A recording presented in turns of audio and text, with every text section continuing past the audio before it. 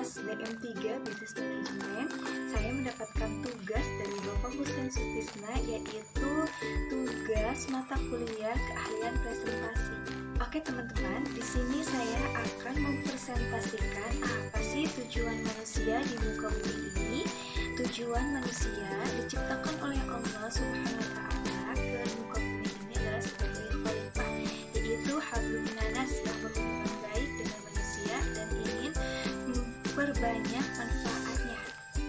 Nah, supaya kita kehidupannya memiliki nilai ibadah, nilai manfaat, maka kehidupan kita harus diselami dengan sumber kecemerlangan kehidupan.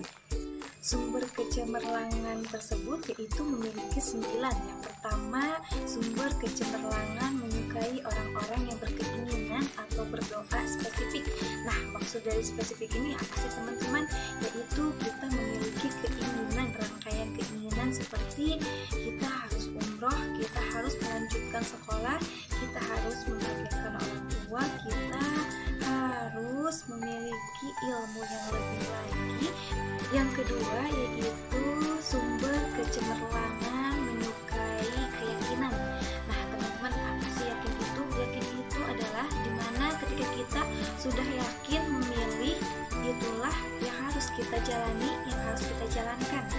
Yang ketiga yaitu sumber kecemerlangan dalam memiliki prioritas. Maksudnya kita memutuskan keputusan untuk prioritas dalam suatu hal yang kita tuju. Oke, kita lanjutkan yang keempat yaitu sumber kecemerlangan menyukai orang yang terhormat. Nah teman-teman, orang yang terhormat adalah orang yang senantiasa menghormati orang lain.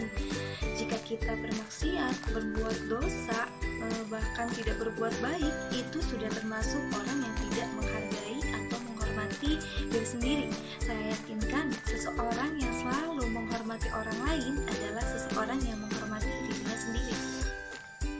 Yang kelima yaitu ada sumber kecemerlangan dalam berbagi. Nah teman-teman, sebenarnya berbagi itu tidak hanya harta, melainkan ada ilmu, kebaikan, pikiran, pendapat, dan apapun itu yang lainnya. Seperti kita pagi hari membiasakan infak, dan yang mudah ilmu yaitu seperti kita berbagi ilmu di sosial media, di IG, di YouTube, kita share kebaikan-kebaikan kita. Teman-teman, biasakan diri kita berbuat baik. Ketika kita berbuat baik, maka kehidupan akhir kita pun akan berada dalam kebaikan. Kita lanjut yang keenam yaitu sumber kecemerlangan dalam memiliki ilmu.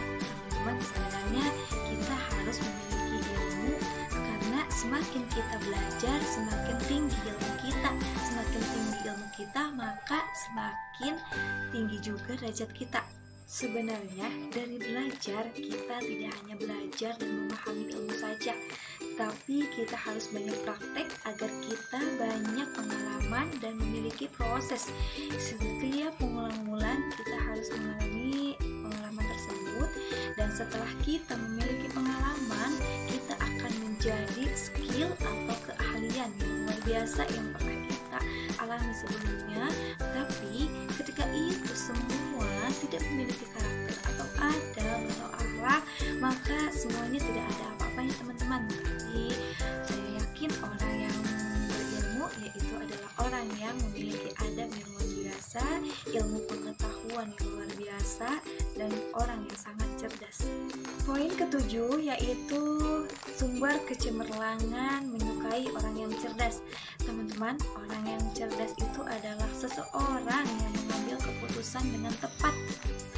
Nah, di sini seseorang yang cerdas yaitu bisa mengambil keputusan dengan tepat. Dalam mengambil keputusan tepat adalah orang yang cerdas. Nah, setiap orang yang cerdas itu adalah orang yang selalu belajar dari kesalahan, orang yang selalu banyak pengalaman, orang yang selalu mencoba dalam setiap prosesnya. Maka itu adalah orang yang cerdas. Yang kedelapan yaitu sumber kecemerlangan mengambil keputusan dengan cepat. Segeralah ambil keputusan walaupun tidak sempurna, karena kita akan belajar dari ketidaksempurnaan tersebut. Poin yang terakhir yaitu sumber kecemerlangan menyukai orang yang berkelimpahan. Teman-teman, sebenarnya berkelimpahan itu bukan hanya harta saja.